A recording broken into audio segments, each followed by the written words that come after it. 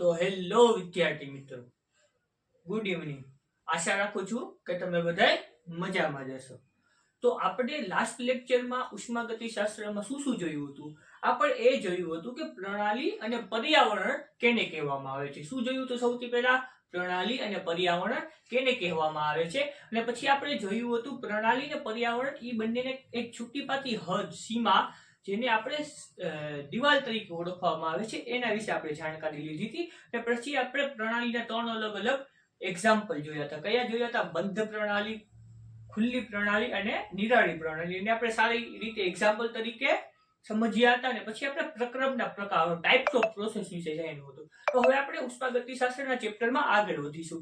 તો સૌથી પહેલા આપણે આજે જાણશું જથ્થાત્મક ગુણધર્મ, જેને બીજા રીતે માત્રાત્મક ગુણધર્મ તરીકે પણ ઓળખવામાં આવે છે. અને બીજું આપણે જોઈશું વિશિષ્ટ ગુણધર્મ વિશે. તો સૌથી પહેલા આપણે આવી જઈશું જથ્થાત્મક ગુણધર્મ તરફ.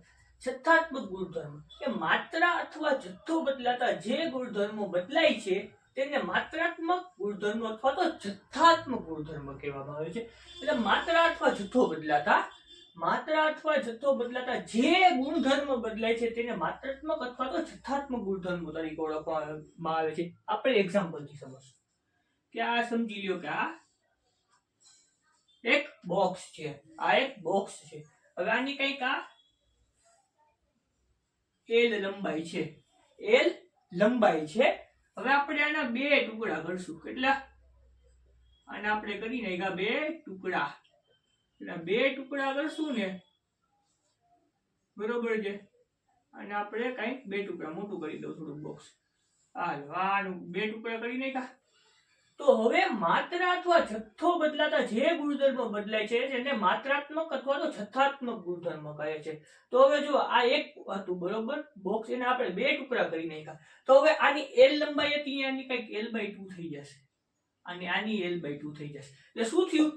જેમ માત્રા બદલાણી ને એમ છે ને ગુણધર્મ બદલાઈ ગયું. અહીંયા લંબાઈ L હતી તો અહીંયા L/2 થઈ ગયું. હવે અહીંયા કઈક માસ M હશે, M/2 થઈ જશે. આનું M/2 થઈ જશે. આનું કઈક કદ હશે, આનું કઈક કદ V હશે, વોલ્યુમ, તો આનું કઈક V/2 થઈ જશે. V/2 કે ભાઈ અડધા થઈ ગયા, બે ભાગ થઈ ગયા ને. તો જેમ માત્રા તો જથ્થો બદલાવાથી જે ગુણધર્મો બદલી જાય ને, આવા ગુણધર્મો છે ને જથ્થાત્મક અથવા તો માત્રાત્મક ગુણધર્મમાં આવે. તમને ઉદાહરણ કહે ને કોઈ, ઉદાહરણમાં તમે આ જ આપી શકો. શું કે ભાઈ લંબાઈ, કદ અને દળ. જે મેં તમને દીધા લંબાઈ, કદ અને દળ, બરોબર. હવે વિશિષ્ટ ગુણધર્મ વિશે આપણે આગળ જાણીશું કે માત્રા અથવા જથ્થો બદલાવાથી ન બદલાતા ગુણધર્મને છે ને વિશિષ્ટ ગુણધર્મ કહે. કે માત્રા ને જથ્થો ગમે એવડો ફરી જાય પણ આ ગુણધર્મ બદલાય નહીં. તો આપણે આવું જ એક્ઝામ્પલ લેશું કે આવી ગયું. આપણે આવું બોક્સ લઈ લીધું, એને આવા બે ટુકડા કર્યા.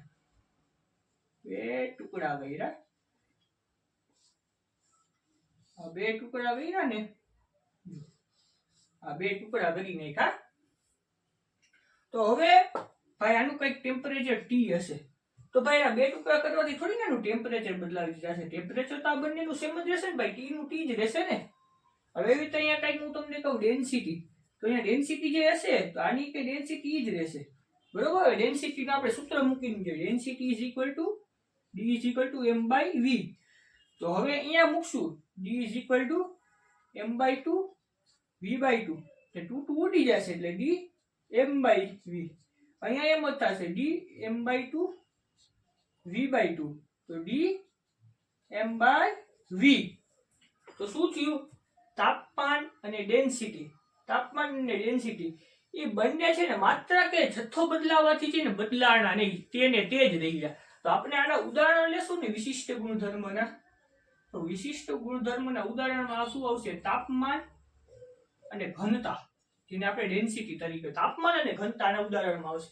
જથ્થાત્મકમાં કયા એવા કે ભાઈ કોઈ પણ વસ્તુ જે જથ્થો છે, માત્રા છે, બદલતા જે ને તે બદલી જાય એવા ગુણધર્મો હોય ને તો આપણે છે ને તેને જથ્થાત્મક ગુણધર્મ કહે. જેમ કે લંબાઈ, કદ અને દળ. હવે જે માત્ર કે જથ્થો બદલાવાથી ન બદલાય ને એને આપણે છે ને વિશિષ્ટ ગુણધર્મ કહે.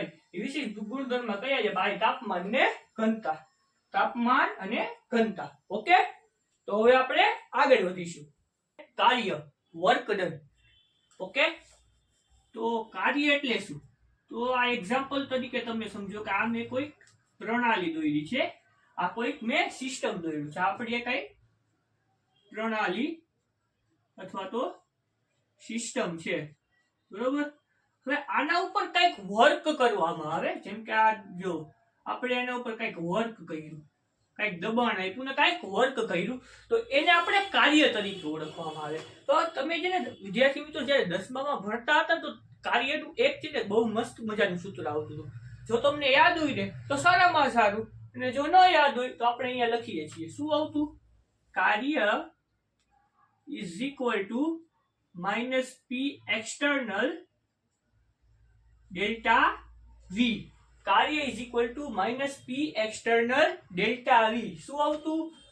પી એક્સટર્નલ ડેલ્ટા વી. એક્સટર્નલ એટલે બાહ્ય દબાણ, ઉપરથી આપવામાં આવતું દબાણ અથવા તો બહારથી આપવામાં આવતા દબાણને બાહ્ય દબાણ તરીકે ઓળખવામાં આવે છે. Minus P external delta V. તો હવે આપણે આગળ વધશું. આપણે બે સિનારીઓ, બે કેસીસ જોવાના છે કાર્ય રિલેટેડના. ઓકે, તો સૌથી પહેલું આવશે કે ભાઈ સિસ્ટમ પર વર્ક કરવામાં આવે છે. શું? સિસ્ટમ પર વર્ક એટલે કાર્ય. સિસ્ટમ પર વર્ક કરવામાં આવે છે. સિસ્ટમ ઉપર પર કાર્ય કરવામાં આવે છે. આપણું શું થશે? કેસ નંબર 1 થશે કે સિસ્ટમ પર કાર્ય કરવામાં આવે છે. તો હવે આપણે કોઈક એક સિસ્ટમ લેશું, એક પ્રણાલી લેશું. આવડી તમે લોકો આમાં મૂંઝાઈ ગયા છો. સિસ્ટમ એટલે આ ભાઈ પ્રણાલી, ભાઈ આ લ્યો. પ્રણાલી પર કાર્ય કરવામાં આવે છે. પહેલા કેસમાં પ્રણાલી પર. તો આપણે એક પ્રણાલી લેશું. આ લ્યો, આ એક પ્રણાલી લીધી, બરોબર છે. આ એક પ્રણાલી લીધી, લ્યો આ પ્રણાલી લીધી. આ એના વચ્ચે આપણે એક પિસ્ટન મૂક્યું. આ શું છે? પિસ્ટન. ઘણા લોકો કહેશે સાહેબ આ પિસ્ટન શું છે? અમને તો કઈ ખબર નથી આ પિસ્ટન શું હોય. પહેલી વાર સાંભળ્યું. તો પહેલી વાર સાંભળ્યું એને મેં કહ્યું પિસ્ટન છે ને એવી વસ્તુ હોય જે મૂવેબલ હોય. એને આપણે શું કે નીચે ઉપર કરી શકીએ વિથ એનું સ્ક્રૂ હોય ને, સ્ક્રૂ એનું ઢીલું કરીએ તો નીચે આવે, ફિટ કરીએ તો ઉપર આવે. એટલે પિસ્ટન મૂવેબલ હોય, તે નીચેથી ઉપર થતું રહેતું હોય. ઓકે, તો આ એક આપણે સિસ્ટમ અથવા તો પ્રણાલી લીધી. એમાં આ પિસ્ટન છે અને એની અંદર પ્રણાલીની અંદર કંઈક ગેસ ભરેલું છે. તો આપણે એને કહી દઈશું પી ગેસ, બરોબર. પી ગેસ. અને ઉપરથી કંઈક બાહ્ય દબાણ એટલે એક્સટર્નલ પ્રેશર. આ એક ટાઈપનું ઇન્ટરનલ પ્રેશર થાય જે ગેસ આપે. એટલે ઉપરથી જે પ્રેશર આવે ને એને પી એક્સટર્નલ કહે. એટલે બાહ્ય દબાણ, કંઈક બાહ્ય દબાણ આપવામાં આવે છે. એ સિસ્ટમ પર કાર્ય કરવામાં આવે છે, એટલે પ્રણાલી પર કાર્ય કરવામાં આવે છે. તો વિદ્યાર્થી મિત્રો આપણે શું જોશું કે પ્રણાલી પર કાર્ય કરવા, પ્રણાલી પર એટલે આ પ્રણાલી છે એના ઉપર કાર્ય કરવામાં આવે છે. એના ઉપર આપણે કાર્ય કરશું તો શું થશે કે આ જો પી એક્સટર્નલ છે, બરોબર. એના ઉપર કાર્ય કર્યું એટલે દબાણ કર્યું, બાહ્ય દબાણ લાગશે. બાહ્ય દબાણ લાગશે તો પિસ્ટન મૂવ થશે. કઈ બાજુ મૂવ થશે? પિસ્ટન નાની નીચે બાજુ મૂવ થશે. પિસ્ટન અહીંયા આવી ગયું, અહીંયા પિસ્ટન આવી ગયું. ઓકે, ના કઈક રહ્યું ગેસ. આપણે દબાણ આપીને પિસ્ટન નીચે આવ્યું કેમ કે આપણે પ્રણાલી પર કાર્ય કર્યું એટલે પિસ્ટન અહીંયા આવી ગયું. તો હવે આપણે સૂત્ર ઉપર શું ફેરફાર થશે ને કાર્ય નહીં જોવાનું છે આ મુદ્દાથી. તો કાર્ય W ઇઝ ઇક્વલ ટુ શું હતું? Minus P external delta V. Minus P external delta V. હવે ડેલ્ટા વી ને આપણે ઘણીવાર V2 માઇનસ V1 લખીએ, પણ અહીંયા ડેલ્ટા વી ને આપણે V final minus V initial. Final એટલે અંતિમ કદ અને ઇનિશિયલ એટલે પ્રારંભિક કદ. અંતિમ કદ અને પ્રારંભિક કદ આમ લખશું. તો આખું સૂત્ર શું થશે? W is equal to minus P external V final minus V initial. આ આપણું કઈક વર્કનું સૂત્ર છે. તો હવે આપણે કામ શું કર્યું કે ભાઈ આ કઈક આપણી પ્રણાલી હતી, બરોબર છે, પ્રણાલી ઉપર કઈક બાહ્ય દબાણ લાગ્યું, પ્રણાલી પર કાર્ય થયું, તો પિસ્ટન મૂવ થઈને નીચે આવ્યું, તો કઈક કદ ઘટ્યું, અંતિમ કદ ઘટ્યું, તો આ શું થશે, આમાં ઘટાડો થશે, તો વી ફાઇનલ અંતિમ કદ છે ને એ લેસ ધેન વી ઇનિશિયલ થશે. એટલે અંતિમ કદ છે ને પ્રારંભિક કદ કરતા ઓછું થઈ ગયું, અંતિમ કદ છે પ્રારંભિક કદ કરતા ઓછું થઈ ગયું. એટલે એક્ઝામ્પલ તરીકે એવું કે ભાઈ આ કદાચ 3 હતું, બરોબર છે, આ છે એ 3 હતું ને આ 4 છે, બરોબર, એટલે -1 આમ થઈ ગયું. સમજ્યા કે આ ભાઈ આ પ્રારંભિક કદ 4 હતું પણ સિસ્ટમ પર કાર્ય થયું, દબાણ આવ્યું, તો કદ શું થઈ ગયું, અંતિમ 3 થઈ ગયું.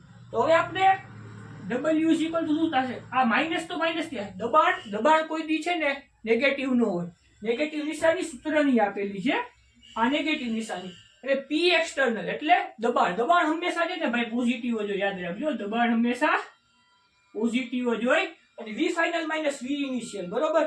હવે તમને ખબર છે કે અંતિમ કદ છે પ્રારંભિક કદ કરતા ઓછું થઈ ગયું છે, તો અંતિમ કદ છે જો 3 હોય અને પ્રારંભિક કદ 4 હોય તો જવાબ માઇનસ માં આવવાનો, તો નેગેટિવ. રેડી? તો હવે આ 3 વસ્તુ થઈ, આપણે દબાણને જોવાનું નથી, દબાણ હંમેશા પોઝિટિવ જ હોય, તો વસ્તુ શું જોવાની, સૂત્રમાં આપેલું માઇનસ ને આનું માઇનસ, તો ઓછે વત્તા. એટલે જ્યારે પણ કોઈ પણ દાખલામાં કે કોઈ પણ MCQ માં તમને વર્ક ડન ની કિંમત, કાર્યની કિંમત આપી ગઈ અને તમને એમ કહેવામાં આવ્યું છે કે સિસ્ટમ પર કાર્ય કરવામાં આવે છે, તો એ લોકો તમને એમ નહીં કહી દે કે આ છે ને નિશાની તમારે પોઝિટિવ લેવાની છે કે નેગેટિવ લેવાની છે, એ ખાલી MCQ કે દાખલામાં લખી દેશે કે સિસ્ટમ પર કાર્ય એટલે પ્રણાલી પર કાર્ય કરવામાં આવ્યું છે. તો તમને સમજી જવાનું કે જો પ્રણાલી પર કાર્ય કરવામાં આવ્યું હોય ને તો હંમેશા વર્ક ડન છે ને એ પોઝિટિવ હોય. તો તમારે જે પણ વેલ્યુ, એક્ઝામ્પલ તરીકે 23 કિલો જૂલ આપ્યા હોય તો 23 કિલો જૂલ પોઝિટિવ લેવા કે નેગેટિવ લેવા, તો પોઝિટિવ લેવાનું જ્યારે પ્રણાલી પર કાર્ય કરવામાં આવે ત્યારે. હવે આપણે એનું બીજું કેસ જોશું.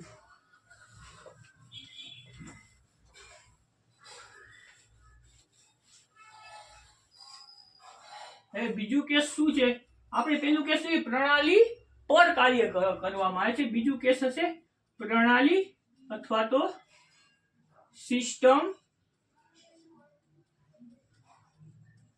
દ્વારા કાર્ય કરવામાં આવે છે.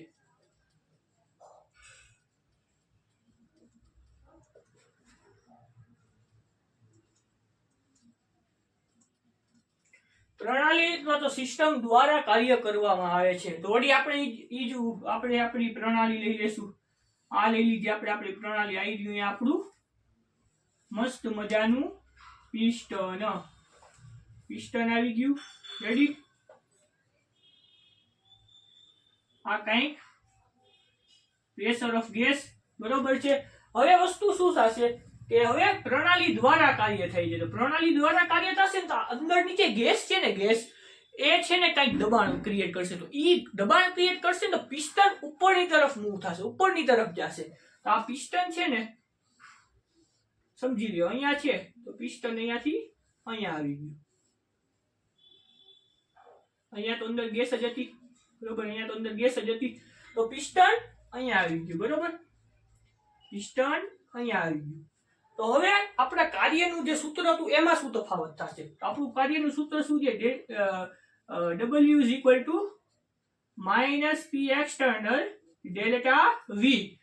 તો minus P external delta V ને આપણે શું લખ્યું છે ભાઈ, V final minus V initial, અંતિમ કદ માઇનસ પ્રારંભિક કદ. તો હવે આમાં ફેરફાર શું થશે કે ભાઈ હવે અંદરથી કઈ ગેસે દબાણ આપ્યું, તો પિસ્ટન ઉપરની તરફ મૂવેબલ થયું, ઉપરની તરફ મૂવેબલ થયું તો આ વખતે શું થશે, ફાઇનલ કદ છે ને એ વધી જશે. જો આમાં ને આમાં કદમાં ફેરફાર તમને દેખાય છે, ઓમાં નીચે આવી ગયું હતું, આમાં ઉપર વયું ગયું. તો હવે ફાઇનલ કદ છે ને, ફાઇનલ કદ ઈ ગ્રેટર ધેન છે ને પ્રારંભિક કદ, એટલે અંતિમ કદ છે ને, અંતિમ કદ એ પ્રારંભિક કદ કરતા વધી જશે. તો વધી જશે તો શું થશે કે જો આ માઇનસ નું માઇનસ P external, હવે V final minus V initial, એટલે અંતિમ કદ વધશે, એના મતલબ કે હવે ભાઈ અંતિમ કદ કઈક 4 થઈ ગયું, પ્રારંભિક કદ કઈક 3 હતું, તો 4 - 3 એટલે 1, હવે 1 એટલે પોઝિટિવ થઈ ગયું, તો માઇનસની તો માઇનસ નિશાની રહેશે, દબાણ હંમેશા પોઝિટિવ જ હોય, મેં તમને આગળ કીધું એમ. તો V final minus V initial આખાની વેલ્યુ કેવી થઈ જશે? પોઝિટિવ. તો હવે સૂત્રનું નેગેટિવ, પીએક્સ તને આપણે જોવાનું નથી, કેમ કે દબાણ હંમેશા પોઝિટિવ જ હોય, દબાણ કોઈ દી નેગેટિવ હોય નહીં. અને આ પોઝિટિવ, તો ઓછે વત્તે ઓછા, નેગેટિવ. શું? નેગેટિવ. તો જ્યારે પણ તમને કોઈ પણ દાખલા કે એમસીક્યુ માં કીધેલું હોય કે પ્રણાલી દ્વારા કાર્ય કરવામાં આવે, ને તમને આપી દીધું કે આ 23 કિલો જૂલ, કહી દીધું કે પ્રણાલી દ્વારા કાર્ય કરવામાં આવે, તો આ વખતે તમે છે ને પોઝિટિવ નહીં, આ વખતે તમે નેગેટિવ મૂકશો. ને આ બે વસ્તુનું ધ્યાન રાખવાનું છે. કોઈ પણ એમસીક્યુ માં, નીટ એક્ઝામમાં, જેડબલઈ માં કે કોઈ પણ બોર્ડ એક્ઝામમાં તમને એમસીક્યુ પૂછવામાં આવશે ને, તો તમને કહી નહીં દે કે ભાઈ પોઝિટિવ છે કે નેગેટિવ છે વેલ્યુ. તમને એટલું લખીને દેશે કે ભાઈ પ્રણાલી દ્વારા કાર્ય કરવામાં આવે છે કે પ્રણાલી પર કાર્ય કરવામાં આવે છે. જો પ્રણાલી પર કાર્ય કરવામાં લખેલું હોય ને, તો તમારે આ વેલ્યુ પોઝિટિવ લેવાની, ને જો પ્રણાલી દ્વારા કાર્ય કરવામાં લખેલું હોય ને, તો આ વેલ્યુ તમારે નેગેટિવ લેવાની. આ વસ્તુ કોન્સેપ્ટ યાદ રાખજો. ઓકે, આજના માટે આટલું ઘણું. જો તમને વિડીયો ગમ્યો હોય, લાઈક કરો, શેર કરો, સબસ્ક્રાઇબ કરો, ને આગળ તમારા જે વિદ્યાર્થી મિત્રો, ભાઈબંધો, દોસ્તો 11-12 માં ભણતા હોય તેના લગી પહોંચાડો. Thank you.